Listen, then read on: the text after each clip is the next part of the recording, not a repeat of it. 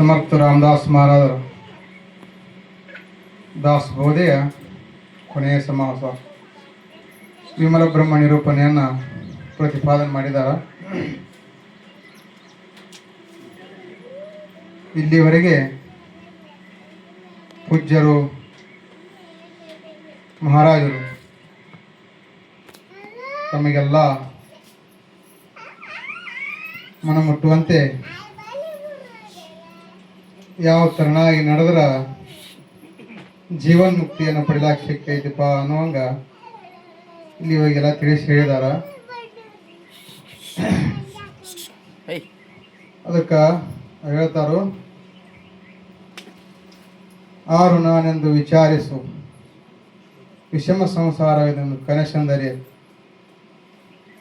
ನಾನು ಯಾರು, ಇಲ್ಲಿ ಎದಕ್ಕೆ ಬಂದಿದ್ದೆವು, ಇದನ್ನೆಲ್ಲ ನಾವು ವಿಚಾರ ಮಾಡಬೇಕು. ವಿಷಮ ಸಂಸಾರ ಇದೊಂದು ಕನಸಂದರಿ ಅಂದರೆ ಇಲ್ಲಿ ಎದಕ್ಕೆ ಬಂದಿದ್ದು ಸಪ್ತಾಕಲ್ಲ, ನರಜನ್ಮವನ್ನು ತೊಡ್ಕೊಂಡು ಈ ಭೂಮಿಗೆ ಯಾಕೆ ಬಂದೀವಪ್ಪ, ಬರೀ ಸಂಪತ್ತನ್ನು ಗಳಿಸಕ್ಕೆ ಬಂದೀವನ, ಬರೀ ಬಂಗಾರ ಬೆಳ್ಳಿ ಇದನ್ನು ಗಳಿಸಕ್ಕೆ ಬಂದಿದ್ದೀವನ, ಹೆಣ್ಣು ಮಕ್ಕಳು ಈ ಪ್ರಪಂಚದಾಗ ಇರೋಕೆ ಬಂದಿದ್ದೀವನ, ಇದನ್ನು ವಿಚಾರ ಮಾಡ್ಬೇಕಂತ ಹೇಳ್ತಾರೆ. ಅದಕ್ಕೆ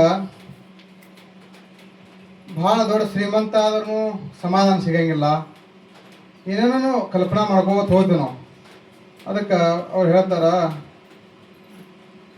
ಒಂದು ಊರಾಗ ಅಂದ್ರೆ ಗುರುಗಳು ಸಂಪ್ರದಾಯ ಭಕ್ತಿ ಧ್ಯಾನ ಇದನ್ನು ಯಾಕೆ ಮಾಡ್ಬೇಕಪ್ಪ, ಪ್ರಪಂಚ ಅದು ಇರಬೇಕು, ಎಷ್ಟು ಇರಬೇಕು ಅಷ್ಟೇ ಇರಬೇಕು. ಒಂದು ಊರಿತ್ತು, ಕುಜನಾಡಿ ಅಂತ ಊರ, ಅಲ್ಲಿ ಒಂದು ಮಠ, ಸ್ವಾಮಿಗಳು, ಅಲ್ಲಿ ಒಂದು ಕುಟುಂಬ ಇತ್ತು. ಆ ಕುಟುಂಬದಾಗಿರ್ತಕ್ಕಂಥ ಒಬ್ಬ ವ್ಯಕ್ತಿ, ಒಬ್ಬ ಹುಡುಗ, ಸಣ್ಣ ಹುಡುಗ, ದಿನಾಲು ಮಠಕ್ಕೆ ಬರೋದು, ಗುರುಗಳ ಸೇವೆ ಮಾಡೋದು, ಮತ್ತು ಮನೆಗೆ ಹೋಗೋದು, ಈ ಥರ ಮಾಡ್ತಿದ್ದ. ಅವಾಗ ಸಣ್ಣವಿದ್ದ, ಸ್ವಲ್ಪ ದಿನ ಕಳೀತು, ವಯಸ್ಸು ಬತ್ತು, ತಾಯಿ ತಂದೆ ಗುರುಗಳ ಹತ್ರ ಹೋದ್ರು. ಅವರು ನಮ್ಮ ಮಗ ವಯಸ್ಸಿಗೆ ಬಂದನ್ರಿ, ಮದುವೆ ಮಾಡ್ತೇವೆ, ಮಾಡ್ರಪ್ಪ, ಯಾರು ಬೇಡತ್ತ ಆಯ್ತು. ಹೆಣ್ಣು ಹುಡುಕಿಯಾರೆಲ್ಲ ಮದುವೆ ಮಾಡ್ರು.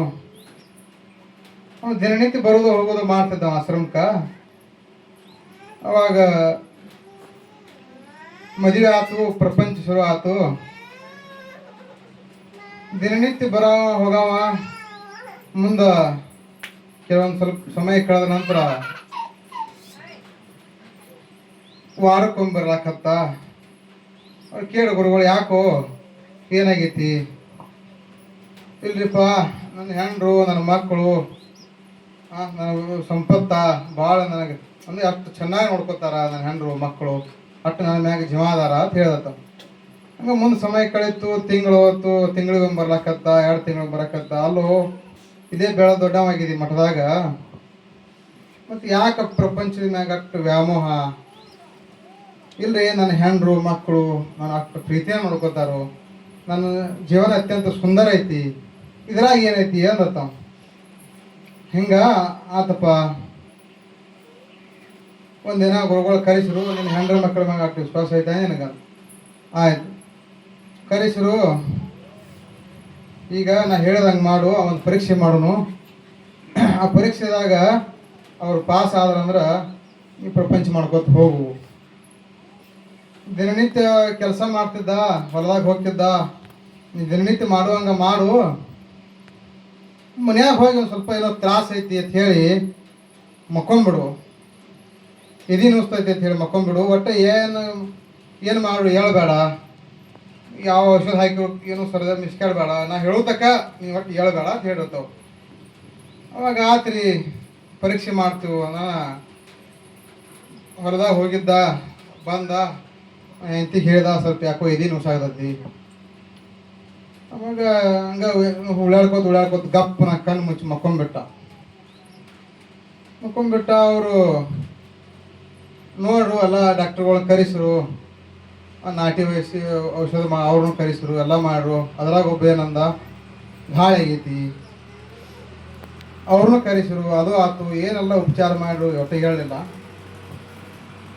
ಕಡೆಗೆ ಅದ್ರಾಗ ಒಬ್ಬ ಏನಂದ, ಇಂಥಲ್ಲೊಂದು ಮಠ ಇತ್ತು,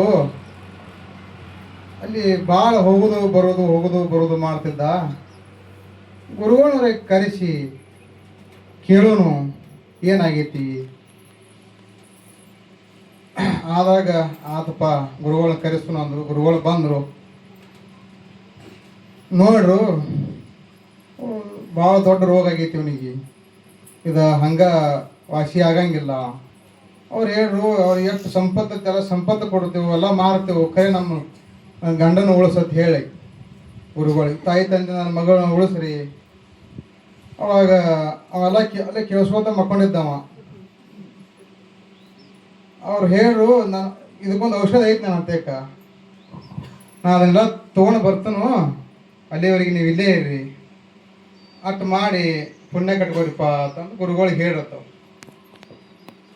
ಹೋದರು ಆಶ್ರಮಕ್ಕೆ, ಏನೋ ಔಷಧ ಮಾಡ್ಕೊಂಡು ಬಂದರು ಗುರುಗಳ. ಬಂದ ತಕ್ಷಣ ಅವ್ರು ಹೇಳ್ರು, ಹಾಕ್ರಿ ಅವಂಗ ಅಂದರು. ಮನ್ಯಾಗ ತಾಯಿ ತಂದಿ ಹೆಂಡ್ರು. ಅವಾಗ ಔಷಧ ಅವಂಗ ಹಾಕೋದಲ್ಲದ, ನೀವು ತಗೋಬೇಕು ಅಂದ್ರತ್ ಗುರುಗಳು. ನಮಗೆ ಆರಾಮ್ ತಪ್ಪಿಲ್ರಿ, ಆರಾಮ್ ತಪ್ಪಿದ್ದು ಅವನಿಗೆ ಐತಿ, ನಮ್ಗೆ ಯಾಕ ಇಲ್ಲ. ಈ ಔಷಧ ಯಾರು ತಗೋತಿರ್ಲ, ನಿಮ್ಮ ಪ್ರಾಣ ಹೊಕ್ಕೈತಿ, ಅವಂಗ ಆರಾಮ ಆಕೈತಿ. ಅವಾಗ ವಿಚಾರಕ್ಕೆ ಬಿದ್ರ ಮನ್ಯಾಗೆಲ್ಲ. ಬರೀ ಪ್ರಪಂಚ ಪ್ರಪಂಚ ಪ್ರಪಂಚ ಆಗ್ತಿದ್ದ. ಇಂಥ ಔಷಧ ತಗೊಂಡು ಗುರುಗಳು ಒಂದು 2 ಹೆಜ್ಜೆ ಹೆಂಡತಿ ಕಡೆ ಹೋದ್ರು. ಮಕ್ಕಳಿದ್ದು 2.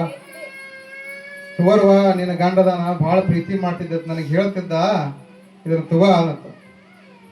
ಹೆಂಗ್ರಿ ಗುರುಗಳ, 2 ಬಂಗಾರ ಅಂತ ಮಕ್ಕಳದಾವು, ಇದನ್ನೆಲ್ಲ ಬಿಟ್ಟು ನಾ ಎಲ್ಲಿ ಹೋಗ್ಲಿ, ಇದನ್ನ ಯಾರು ವ್ಯವಸ್ಥೆ ಮಾಡೋರು ಅಂದತ್ತ.